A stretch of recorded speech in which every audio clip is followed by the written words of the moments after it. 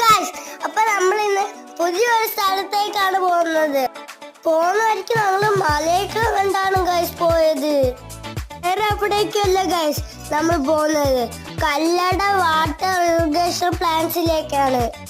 Guys, മുകളിൽ നിന്നുള്ളൊരു view super ആണ് ഗൈസ്. ഒരു രക്ഷയില്ലായിരുന്നു ഗൈസ്, സൂപ്പർ ആയിരുന്നു.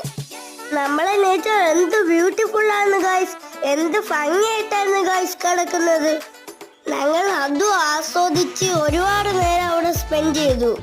അവിടെ നിന്ന് പോവാനേ തോന്നിയില്ല. ഇവിടെ നിന്നാണ് ഗൈസ് 3 ഡിസ്ട്രിക്റ്റിലേക്ക് വെള്ളം സപ്ലൈ ചെയ്യുന്നത്.